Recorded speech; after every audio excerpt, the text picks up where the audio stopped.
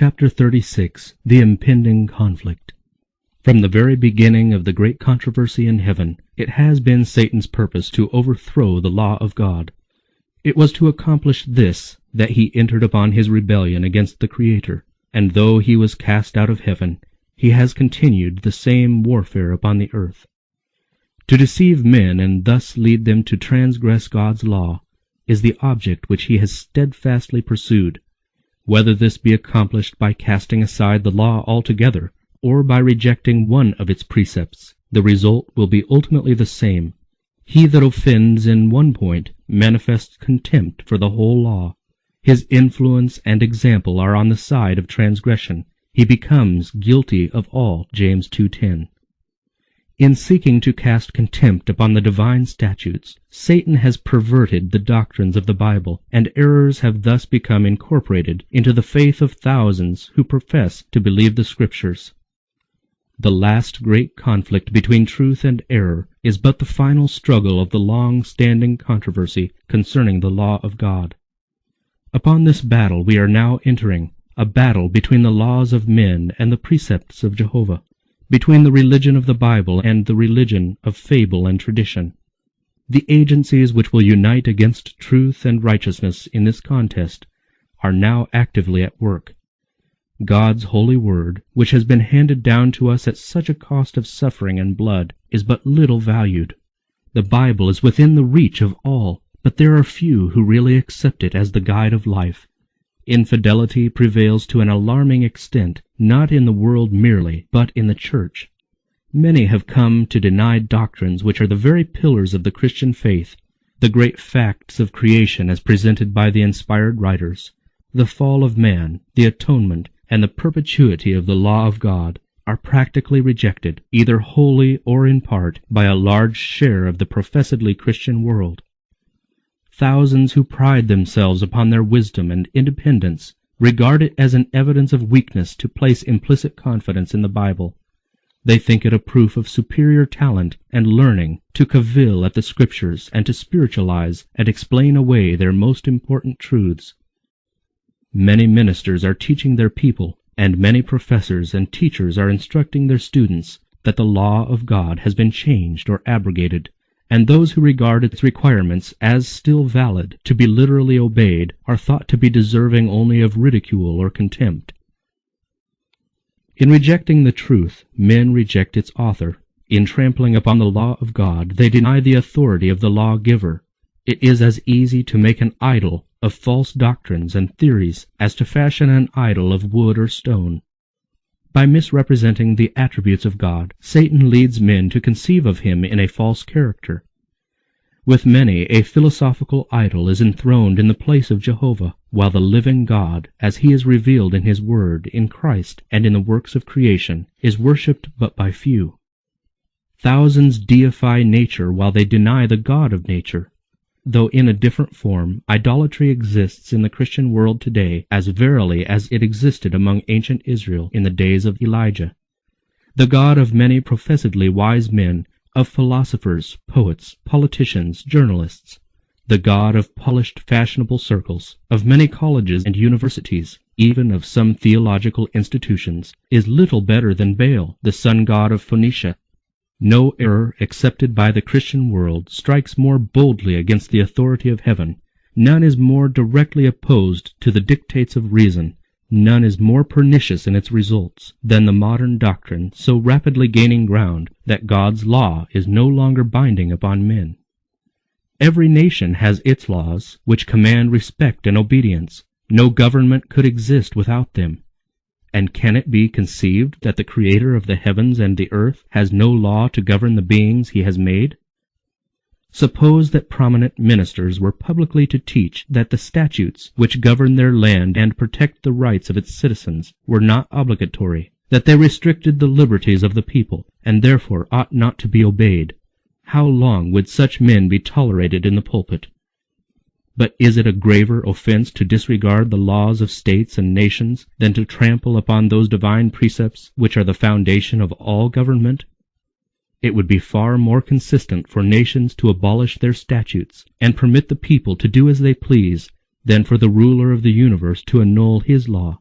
and leave the world without a standard to condemn the guilty or justify the obedient.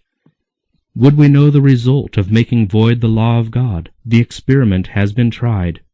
Terrible were the scenes enacted in France when atheism became the controlling power. It was then demonstrated to the world that to throw off the restraints which God has imposed is to accept the rule of the cruelest of tyrants. When the standard of righteousness is set aside, the way is open for the prince of evil to establish his power in the earth. Wherever the divine precepts are rejected, sin ceases to appear sinful or righteousness desirable. Those who refuse to submit to the government of God are wholly unfitted to govern themselves. Through their pernicious teachings, the spirit of insubordination is implanted in the hearts of children and youth, who are naturally impatient of control, and a lawless, licentious state of society results. While scoffing at the credulity of those who obey the requirements of God, the multitudes eagerly accept the delusions of Satan. They give the rein to lust and practice the sins which have called down judgment upon the heathen. Those who teach the people to regard lightly the commandments of God sow disobedience to reap disobedience. Let the restraint imposed by the divine law be wholly cast aside, and human laws would soon be disregarded. Because God forbids dishonest practices, coveting, lying, and defrauding, men are ready to trample upon his statutes as a hindrance to their worldly prosperity. But the results of banishing these precepts would be such that they do not anticipate. If the law were not binding, why should any fear to transgress? Property would no longer be safe. Men would obtain their neighbors' possessions by violence, and the strongest would become richest. Life itself would not be respected. The marriage vow would no longer stand as a sacred bulwark to protect the family. He who had the power would, if he desired, take his neighbor's wife by violence. The fifth commandment would be set aside with the fourth. Children would not shrink from taking the life of their parents, if by so doing they could obtain the desire of their corrupt hearts. The civilized world would become a horde of robbers and assassins, and peace, rest, and happiness would be banished from the earth. Already the doctrine that men are released from obedience to God's requirements has weakened the force of moral obligation and opened the floodgates of iniquity upon the world. Lawlessness, dissipation, and corruption are sweeping in upon us like an overwhelming tide. In the family, Satan is at work. His banner waves even in professedly Christian households. There is envy, evil surmising, hypocrisy, estrangement, emulation, strife, betrayal of sacred trusts, indulgence of lust. The whole system of religious principles and doctrines, which should form the foundation and framework of social life, seems to be a tottering mass ready to fall to ruin. The vilest of criminals, when thrown into prison for their offenses, are often made the recipients of gifts and attentions as if they had attained an enviable distinction. Great publicity is given to their character and crimes. The press publishes the revolting details of vice, thus initiating others into the practice of fraud, robbery, and murder. And Satan exults in the success of his hellish schemes. The infatuation of vice, the wanton taking of life, the terrible increase of intemperance and iniquity of every order and degree, should arouse all who fear God to inquire what can be done to stay the tide of evil. Courts of justice are corrupt. Rulers are actuated by desire for gain and love of sensual pleasure. Intemperance has beclouded the faculties of many, so that Satan has almost complete control of them. Jurists are perverted, bribed, deluded. Drunkenness and revelry, passion, envy, dishonesty of every sort are represented among those who administer the laws. Justice standeth afar off, for truth is fallen in the street, and equity cannot enter. Isaiah 59:14. The iniquity and spiritual darkness that prevailed under the supremacy of Rome were the inevitable result of her suppression of the Scriptures. But where is to be found the cause of the widespread infidelity, the rejection of the law of God, and the consequent corruption under the full blaze of gospel light in an age of religious freedom? Now that Satan can no longer keep the world under his control by withholding the Scriptures, he resorts to other means to accomplish the same object. To destroy faith in the Bible serves his purpose as well as to destroy the Bible itself. By introducing the belief that God's law is not binding, he is effectually leading men to transgress as if they were wholly ignorant of its precepts. And now, as in former ages, he has worked through the Church to further his designs. The religious organizations of the day have refused to listen to unpopular truths plainly brought to view in the Scriptures, and in combating them they have adopted interpretations and taken positions which have sown broadcast the seeds of skepticism. Clinging to the papal error of natural immortality and man's consciousness in death, they have rejected the only defense against the delusions of spiritualism. The doctrine of eternal torment has led many to disbelieve the Bible, and as the claims of the fourth commandment are urged upon the people, it is found that the observance of the seventh-day Sabbath is enjoined, and as the only way to free themselves from a duty which they are unwilling to perform, many popular teachers declare that the law of God is no longer binding. Thus they cast away the law and the Sabbath together. As the work of Sabbath reform extends, this rejection of the divine law to avoid the claims of the fourth commandment will become well nigh universal. The teachings of religious leaders have opened the door to infidelity, to spiritualism, and to contempt for God's holy law, and upon these leaders rests a fearful responsibility for the iniquity that exists in the Christian world. Yet this very class put forth the claim that the fast-spreading corruption is largely attributable to the desecration of the so-called Christian Sabbath, and that the enforcement of Sunday observance would greatly improve the morals of society. This claim is especially urged in America, where the doctrine of the true Sabbath has been most widely preached. Here the temperance work, one of the most prominent and important of moral reforms, is often combined with the Sunday movement, and the advocates of the latter represent themselves as laboring to promote the highest interest of society, and those who refuse to unite with them are denounced as the enemies of temperance and reform. But the fact that a movement to establish error is connected with a work which is in itself good is not an argument in favor of the error. We may disguise poison by mingling it with wholesome food, but we do not change its nature.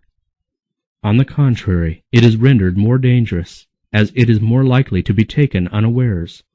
It is one of Satan's devices to combine with falsehood just enough truth to give it plausibility.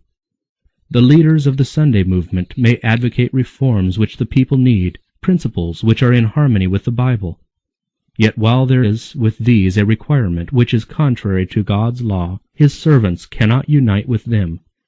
Nothing can justify them in setting aside the commandments of God for the precepts of men. Through the two great errors, the immortality of the soul and Sunday sacredness, Satan will bring the people under his deceptions. While the former lays the foundation of spiritualism, the latter creates a bond of sympathy with Rome. The Protestants of the United States will be foremost in stretching their hands across the gulf to grasp the hand of spiritualism. They will reach over the abyss to clasp hands with the Roman power, and under the influence of this threefold union, this country will follow in the steps of Rome in trampling on the rights of conscience.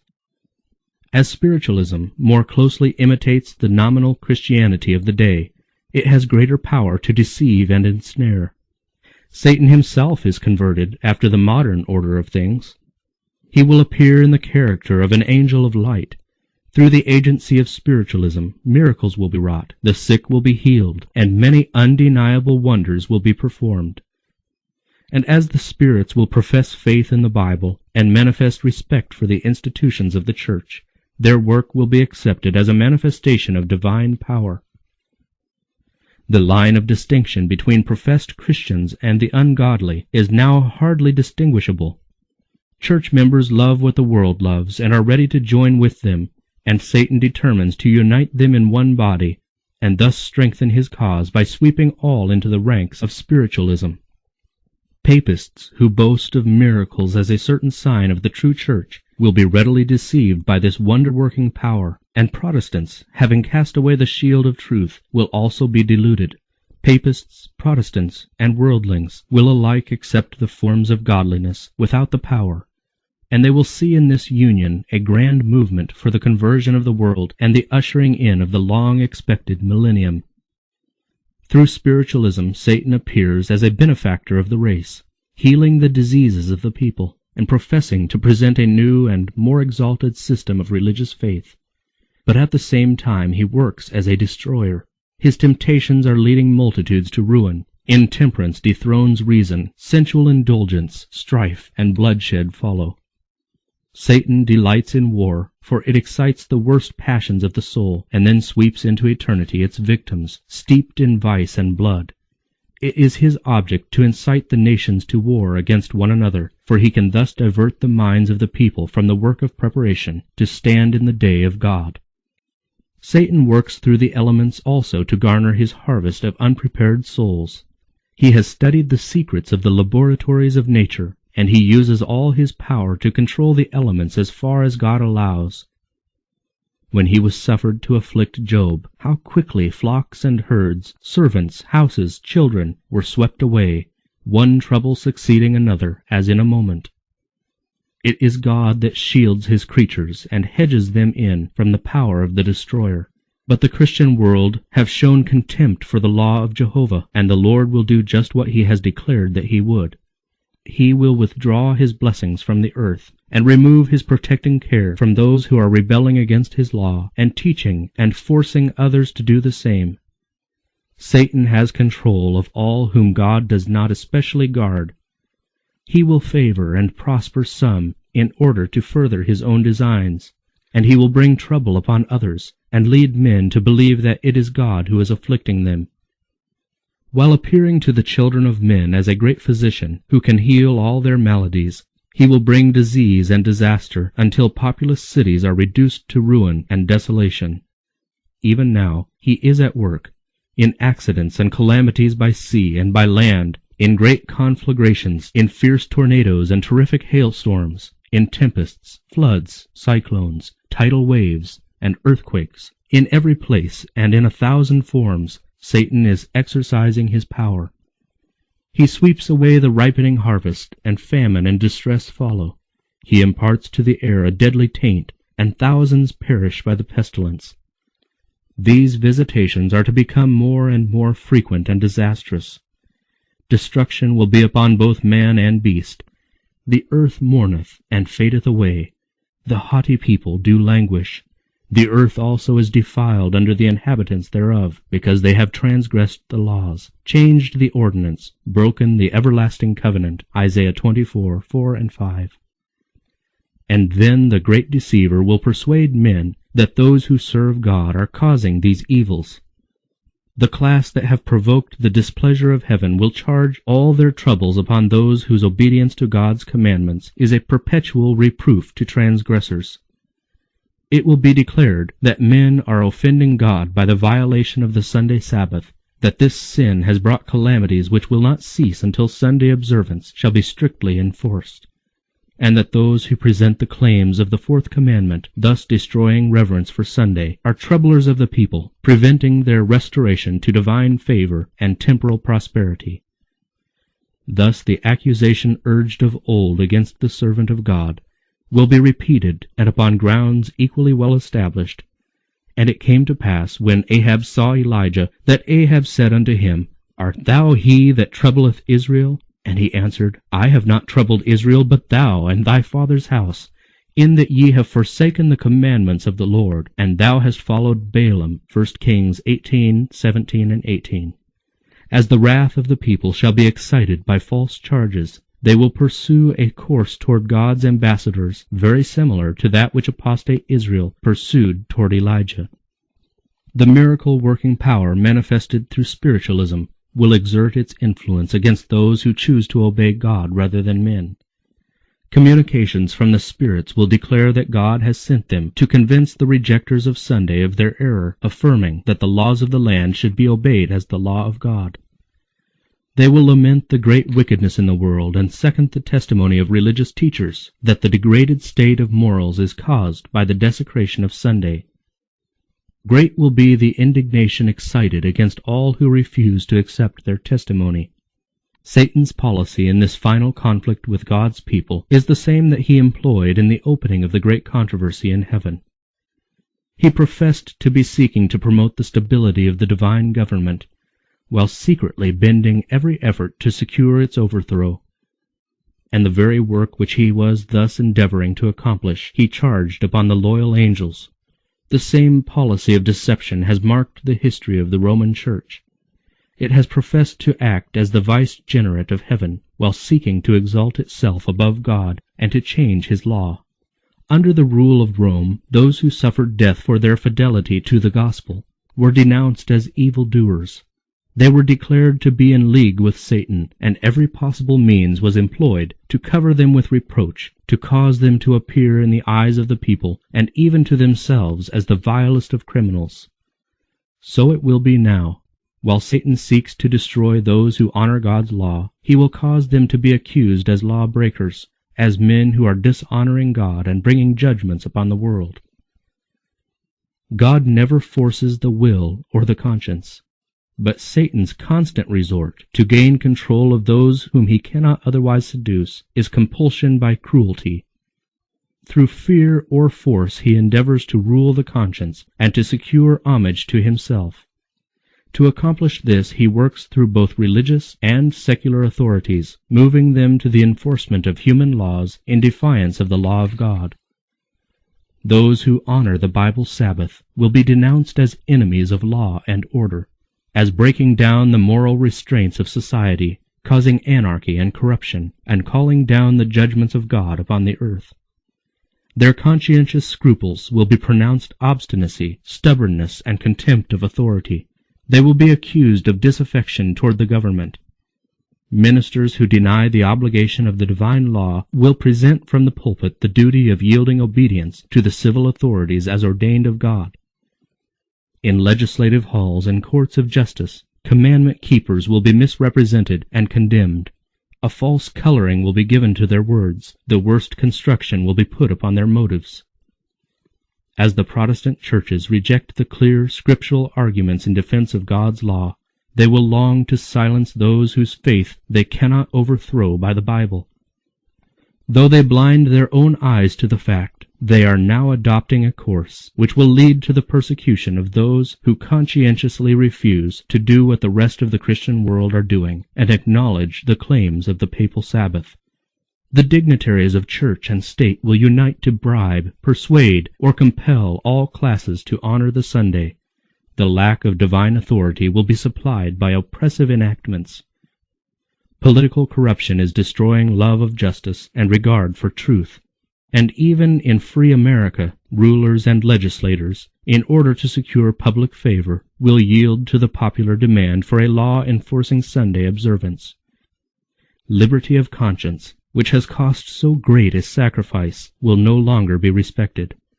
In the soon coming conflict we shall see exemplified the prophet's words, "The dragon was wroth with the woman, and went to make war with the remnant of her seed, which keep the commandments of God and have the testimony of Jesus Christ." Revelation 12:17.